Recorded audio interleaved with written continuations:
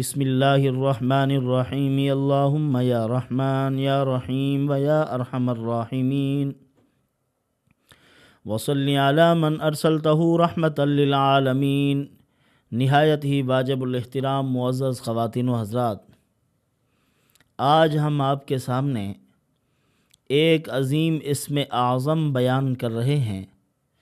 علامہ دمیری رحمۃ اللہ علیہ نے حیات الحیوان میں اس اسم اعظم کے بارے میں لکھا ہے، فرمایا جو شخص بھی اس اسم اعظم کو پڑھے اور اس اللہ کے مبارک نام کی برکت کے طفیل اللہ تعالیٰ سے دعا مانگے، اللہ عز و جل اس کی دعا کو قبول فرما لیں گے۔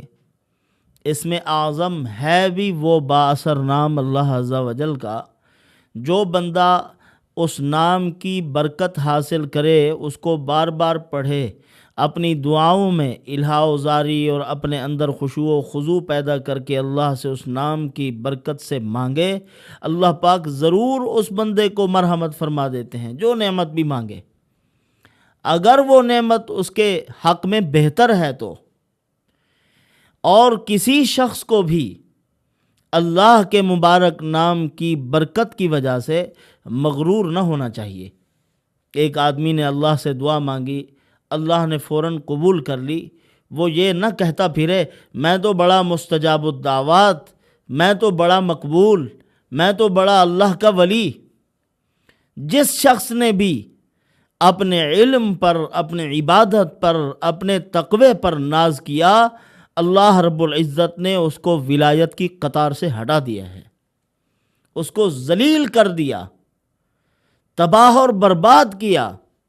آپ دیکھیں، ایک شخص ہے بنی اسرائیل میں، بڑا مستجاب الدعوات ہے، لوگ اس کے پاس جاتے ہیں اپنے مسائل کے لیے، مخلوق خدا کے لیے مرجع الخلائق بنا ہوا ہے، ہاتھ اٹھاتا ہے، لوگوں کے کام ہو جاتے ہیں، ان کے مسائل حل ہو جاتے ہیں۔ حضرت موسیٰ علیہ السلام نے اپنی قوم کو تیار کیا تھا فرعون اور آل فرعون کے غرق ہونے کے بعد، اور قوم جبارین ہے یا قوم عمالقہ، ان کے خلاف جنگ تھی حضرت موسیٰ علیہ السلام کی، اور یہ شخص بھی اسی قوم کا ایک فرد تھا، اور بہت بڑا عامل، بہت بڑا پیر و فقیر۔ لوگ اس کے پاس آتے جاتے تھے، ہر وقت اس کا سلسلہ جاری رہتا تھا۔ اس کے پاس گئے، کہا کہ دیکھیں حضرت موسیٰ علیہ السلام اللہ کے بڑے جلالی نبی ہیں، اور وہ ہمارے خلاف جنگ کرنے کے لیے آ رہے ہیں، ہمیں خطرہ ہے کہ ہم سارے کے سارے ان کی طاقت و قوت کے سامنے پاش پاش نہ ہو جائیں۔ اے ہمارے بزرگوار، اے ہمارے سردار، اے ہمارے آقا و مولا، آپ ہمارے لیے دعا کیجئے۔ اس نے دعا کے لیے ہاتھ اٹھا دیے۔ قرآن مجید میں اللہ تعالیٰ نے اس کا واقعہ بیان کیا۔ پہلے تو اس نے چوں چرا سے کام لیا، کہا کہ نہیں، اللہ کے برگزیدہ نبی ہیں، میں ان کے خلاف بد دعا نہیں کر سکتا، آپ چلے جاؤ۔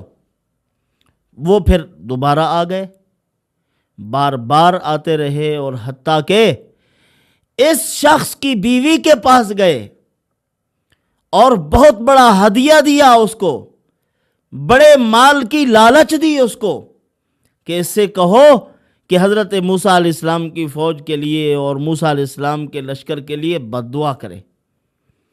تو اس نے کہا، بیوی کے مشورے کے بعد بیوی نے کہا کہ آپ کو کر لینا چاہیے۔ جب وہ رشوت مل گئی، اس نے اس رشوت کو اپنے ہاتھوں میں تھما لیا۔ اس نے کہا مان لیجئے، ان کے خلاف بد دعا کر دیجئے۔ تو بلعم بن باعورہ نے کہا کہ میں پہلے استخارہ کروں گا، اپنے علم کی بنیاد پر پہلے دیکھوں گا یہ جو کام میں کر رہا ہوں یہ ٹھیک بھی ہے یا نہیں، اللہ سے مشورہ طلب کرتا ہوں۔ تو بلعم بن باعورہ نے 3 مرتبہ استخارہ کیا۔ اللہ رب العزت نے اس استخارے میں اشارہ فرمایا کہ یہ کام نہیں کرنا، اس کے قریب نہ جانا۔ لیکن قوم تھی آگے، وہ مسلط ہو گئے، کہا کہ نہیں آپ کو بد دعا کرنی پڑے گی۔ تو ایک دن چاروں نہ چار اس کو تسلیم کرنا پڑا۔ اس نے قوم کے برآوردہ سرداروں کو کہا کہ آپ جاؤ، فلاں دن ہم پہاڑ کی چوٹی پہ کھڑے ہو کے موسیٰ علیہ الصلوۃ والسلام اور ان کے لشکر کے لیے بد دعا کریں گے۔ تو وہ دن متعین ہو گیا اور سردار گئے، لوگوں کو اکٹھا کر کے لے آئے۔ بہت بڑا مجمع ہے کہ آج بلعام بن باعورہ بد دعا کریں گے اور ہم آمین کہیں گے۔ سارے اکٹھے ہو گئے۔ جب وہاں پہنچے پہاڑ پر تو بد دعا کر رہا ہے بلعام بن باعورہ، بجائے موسیٰ علیہ السلام اور ان کی قوم کے بد دعا نکلتی ہے انہی کے لیے جو بد دعا کروانے کے لیے آئے ہوئے تھے۔ بار بار ان کا نام نکل رہا ہے کہ اے اللہ اس قوم کو تباہ کر دے۔ اب وہ کہیں کہ جناب ہم نے تو آپ کو کہا تھا کہ موسیٰ علیہ السلام کے لیے بد دعا کرنی ہے، ان کے لاؤ لشکر کے لیے بد دعا کرنی ہے، آپ تو ہمارے خلاف بد دعا کرنے بیٹھ گئے۔ اس نے کہا کہ میں کیا کروں، بد دعا نکلتی ہی یہی تھی۔ میں ان کا نام لینا چاہتا ہوں، نہ چاہتے ہوئے آپ کا نام نکل جاتا ہے زبان سے۔ یہ تباہی آپ کا مقدر بن چکی ہے۔ تم نے ایک برگزیدہ نبی کے خلاف مجھ سے بد دعا کروائی، اور جب اللہ رب العزت نے اس کی تباہی اور بربادی کا فیصلہ کر دیا، قرآن مقدس میں اللہ پاک نے اس کے واقعے کو بیان فرمایا کہ وہ پھر ہمارے نبی کے خلاف بیٹھ گیا۔ وَلَوْ شِئْنَا لَرَفَعْنَاهُ بِهَا وَلَكِنَّهُ أَخْلَدَ عَلَى الْأَرْضِ وَاتَّبَعَ هَوَاهُ۔ ہم چاہتے تو اس کو یہ جو ہم نے آیات بینات عطا کی تھی ان کی برکت سے ہم اس کو بلند کرتے اور عزتیں تو مرحمت کی تھی۔ وَلَكِنَّهُ أَخْلَدَ عَلَى الْأَرْضِ، لیکن وہ مٹی پر گر پڑا، مٹی کی طرف مائل ہو گیا اور خواہشات میں پڑ گیا، مال حاصل کر لی، رشوت حاصل کر لی۔ اسی لیے علماء نے لکھا ہے بہت بڑی عبرت ہے اس طبقے کے لیے جنہوں نے خاص مقدس پیشوں کو طلب مال، حب جاہ، مال و دولت کے حصول کے لیے استعمال کیا ہے۔ کرتے ظاہراً بڑے بڑے پیر بنے ہوئے ہیں، ظاہراً ان کے جبے، ان کے کپڑے، ان کا لباس، ان کی وضاقت ایسی ہے کہ یہ مخلوق خدا کے خیرخواہ ہیں، لیکن انہی شعبوں اور پیشوں کو انہوں نے مال کمانے کا ایک سبب بنا لیا ہے، اپنا بزنس اور کاروبار بنایا ہے کہ یہ مال کے حصول کا ذریعہ ہے۔ اللہ پاک نے فرمایا وَلَكِنَّهُ أَخْلَدَ عَلَى الْأَرْضِ وَاتَّبَعَ هَوَاهُ فَمَثَلُهُ كَمَثَلِ الْكَلْبِ، ہم نے اس کو کتے کی مثل بنا دیا ہے۔ یہ اللہ رب العزت نے ان کی مثالیں بیان فرمائی۔ قرآن مجید میں آپ قرآن کے اسلوب کو دیکھیے، جہاں اس کا ذکر آیا اللہ تعالیٰ نے آصف بن برخیہ جو حضرت سلیمان علیہ السلام کے ساتھی تھے، ان کے صحابی تھے، ان کو اللہ نے اسم اعظم مرحمت فرمایا تھا، اور اس بدبخت کو بھی اللہ نے اسم اعظم مرحمت فرمایا۔ جیسے قرآن نے اس کے لیے ایک اسلوب اختیار کیا، وہی اسلوب اس کے لیے بھی اختیار کیا جا رہا ہے۔ وَاتْلُ عَلَيْهِمْ نَبَأَ الَّذِي آتَيْنَاهُ آيَاتِنَا فَانْسَلَخَ مِنْهَا فَأَتْبَعَهُ الشَّيْطَانُ۔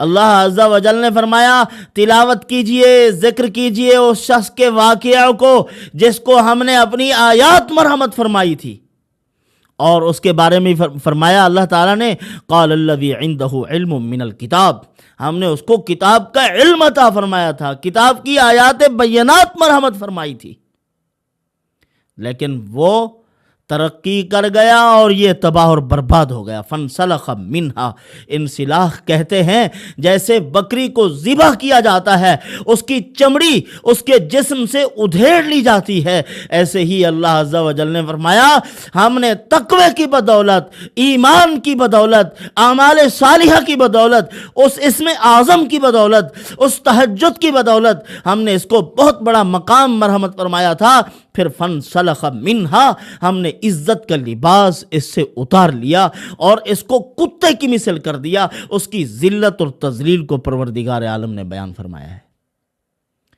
عبرت کے طور پر بیان کیا گیا۔ حضرت وہب بن منبہ رحمۃ اللہ علیہ فرماتے ہیں، میں نے آسمانی کتابوں میں غور کیا، بڑا پڑھا اس کو، دائیں بائیں ادھر ادھر دیکھا، دو شخصوں کی محرومی کا سبب تلاش کرتا رہا، ایک شیطان کی محرومی اور اس کی ذلت کا سبب کیا ہے، اور ایک اتنی بڑا عالم بلعام بن باعورا اتنی اونچے مقام کو پہنچ کے اس قدر ذلیل کیوں ہوا ہے۔ اور یاد رکھیے، آپ اپنے قریب زمانے میں بھی دائیں بائیں آپ دیکھ سکتے ہیں، جنہوں نے دین حاصل کیا، علم حاصل کیا، پھر اس کو مال کمانے کا پیشہ بنایا ہے، اللہ نے ان کو دنیا آخرت میں ذلیل کر کے رکھ دیا ہے، تباہ اور برباد ہوئے ہیں۔ تو فرمایا کہ میں نے آسمانی کتابوں میں غور کیا، مجھے ایک ہی سبب معلوم ہوا اور وہ ناشکری ہے۔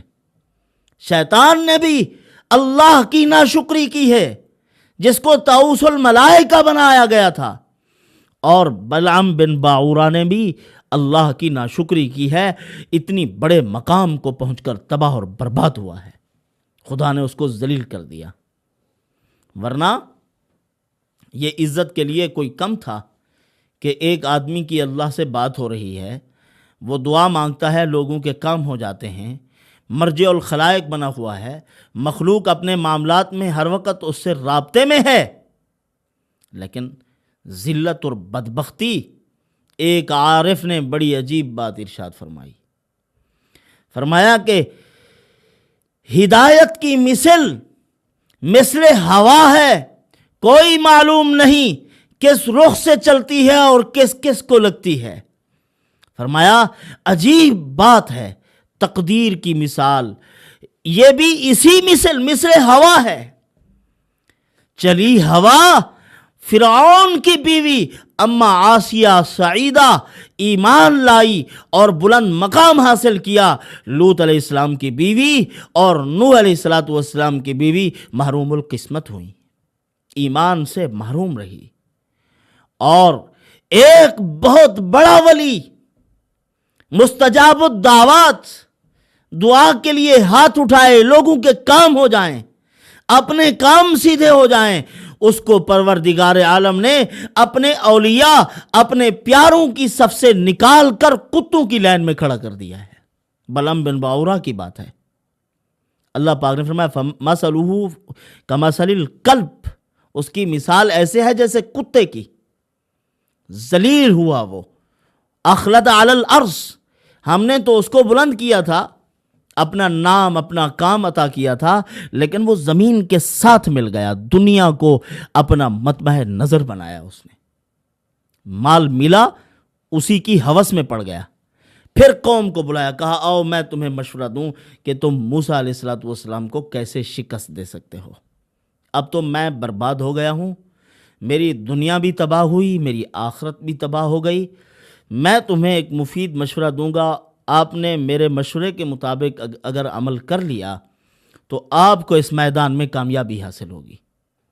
ان کو کہا کہ تم ایسا کرو، خوبصورت نوجوان لڑکیوں کو بنا سنوار کر موسیٰ علیہ السلام کی قوم کے قریب کر دو، کیونکہ کئی مہینوں سے مسلسل وہ باہر نکلے ہوئے ہیں اور ان کے اندر بھی خواہش نفس ہے، وہ اپنے اوپر کنٹرول نہیں کر سکیں گے، اور جب وہ عورتوں کی طرف دیکھیں گے یا ان کے قریب ہوں گے زنا میں مبتلا ہو جائیں گے۔ موسیٰ علیہ السلام کی برکت سے اور ان کی قوم پر جو اللہ کا نصرت اور مدد کا ہاتھ ہے، اللہ پاک وہ ہاتھ اٹھا لیں گے، یہ تباہ اور برباد ہو جائیں گے۔ تو انہوں نے ایسے ہی کیا۔ موسیٰ علیہ السلام نے اپنی قوم کو سمجھایا، فرمایا کہ اس طرح وہ لوگ آ رہے ہیں اور ناجائز کام کی طرف آپ کو دعوت دیں گے، لیکن آپ گناہ کے قریب نہ جانا، اگر تم اس کے قریب گئے تو اللہ کی مدد و نصرت ہٹ جائے گی۔ بہت سے لوگ تھے جنہوں نے موسیٰ علیہ السلام کی دعوت کو سنا، حضرت کی بات کو قبول کیا، اور گناہ کے قریب نہ گئے. ایک سردار تھا ان کا، بارہا حضرت نے سمجھایا لیکن اس کو بات سمجھ میں نہ آئی، زنا میں مبتلا ہو گیا. اللہ رب العزت کی مدد و نصرت ختم ہو گئی تو پوری کی پوری قوم پر طاعون کی وبا پھیلی اور 70,000 آدمی ایک دن میں مرے تھے. 70,000، کتنی بڑا نقصان ہوا. تو برادران عزیز، اگر اللہ نے آپ کو علم اور دانائی مرحمت فرمائی ہے، اگر کسی کی زبان میں قوت گویائی، کسی کی زبان میں تاثیر، کسی کو اسم اعظم، کسی کو اپنے نام کی لذت اور چاشنی مرحمت فرمائی ہے، تو پھر اس کو دنیا کو مقصد نہیں بنانا چاہیے، اپنی آخرت کو مقصد بنانا چاہیے. کبھی بھی کسی وقت باطل کا ساتھ نہیں دینا چاہیے، غلط لوگوں کے ساتھ کھڑے نہیں ہونا چاہیے. اللہ نے بلعام بن باورا کا انجام بیان کرنے کے بعد بتلا دیا ہے، کوئی آدمی ان چیزوں کی وجہ سے اپنے آپ کو میرا پیارا اور معزز اور محترم اور مکرم نہ سمجھنے لگ جائے. کسی کی کوئی میرے ساتھ رشتہ داری نہیں ہے، اگرچہ اعلیٰ مقام پر بھی پہنچا ہوا ہے، میں اس کو تباہی کے دھانے کھڑا کر سکتا ہوں. بلعام بن باورا سے بڑا عالم نہیں ہوگا وہ. اسی لیے حکیم الامت مجدد الملت مولانا اشرف علی تھانوی رحمۃ اللہ نے فرمایا، بار بار ایک چیز کا ذکر کرنے کی وجہ سے، ایک آدمی پڑھتا ہے، بار بار اس کو پڑھتا ہے، اس میں تاثیر پیدا ہو جاتی ہے. اب کوئی دم کرانے کے لیے گیا، اس کو اثر ہو گیا. اب فرمایا لوگ اس غلط فہمی میں مبتلا نہ ہوں کہ اس کو اللہ کا ولی سمجھنے لگ جائیں، کیونکہ یہ چیزیں تو ایسے ہی پیدا ہو جاتی ہیں بار بار پڑھنے سے. اس کے لیے کوئی نیک ہونا ضروری نہیں ہے، یہ قوت عقلیہ ہے. کسی جاہل اور نادان اور بے وقوف آدمی کی بات میں بھی ایسے اثر پڑ سکتا ہے. اسی چیز کی وجہ سے بہت سے لوگوں کو ان عاملین نے گمراہ کیا ہے. جیسے اس بدبخت کی بات میں دعوے کی شان پیدا ہوئی، اس طرح خدائی کا دعویٰ کرنے والے بہت سے عاملین بیٹھے ہوئے ہیں اور اپنی اسی گن گرج میں بات کرتے ہیں. کہتے ہیں بابا ہماری بات میں اس قدر اثر ہے، ہم شرطیہ کہتے ہیں، ہم یقیناً کہتے ہیں. کیا چیلنج کر رہے ہو؟ اللہ پاک نے فرمایا یہ بدبخت جو کہہ رہا ہے چل اپنا قرضہ قیامت کے دن لے لینا، اطلع الغیب ام اتخذ عند الرحمن عہدا، اس نے غیب کو جھانک لیا ہے، رحمان کے ساتھ کوئی عہد معاہدہ ہو چکا ہے اس کا. اللہ کے کرم پر نظر کرتے ہوئے بات کرنی چاہیے کہ اس طرح ہو جائے گا، اللہ کرم فرمائیں گے، لیکن اس قدر دعوے کی شان نہ ہو. جن اہل علم نے، علماء نے، بڑے بڑے دنیاوی بزرگ بنے ہوئے تھے، بڑے بڑے، تو انہوں نے جب دنیا کی طرف دیکھا اور دنیا کو اپنا مقصود بنایا، اللہ پاک نے ایک جگہ مثال بیان فرمایا کہ مثل الذین حملوا التوراۃ ثم لم یحملوها کمثل الحمار یحمل اسفارا، یہ جن کے پاس کتابیں ہیں علم کے باوجود بے عمل ہیں، فرمایا یہ بدبخت گدھے کی مثل ہیں. اور ان کی مثال بھی بیان کی گئی، فرمایا کہ یہ فمثلہ کمثل الکلب ان تحمل علیہ یلہس، اگر اس پر حملہ کرو تب بھی یہ ہانپتا رہتا ہے، اگر حملہ نہ کرو تب بھی ہانپتا رہتا ہے. اس بدبخت کی زبان منہ سے نکل کر اس سینے تک لٹک گئی تھی. اللہ نے عتاب فرمایا اس پر. پاداش عمل از جنس عمل، انسان کے عمل پر جو پاداش آتی ہے اسی عمل کی جنس سے آتی ہے. پاداش عمل از جنس عمل، زبان سے بددعا یا کلمات کہے تھے تو زبان پر ہلاکت واقع ہوئی، اللہ تعالیٰ نے اس کو تباہ و برباد کر دیا.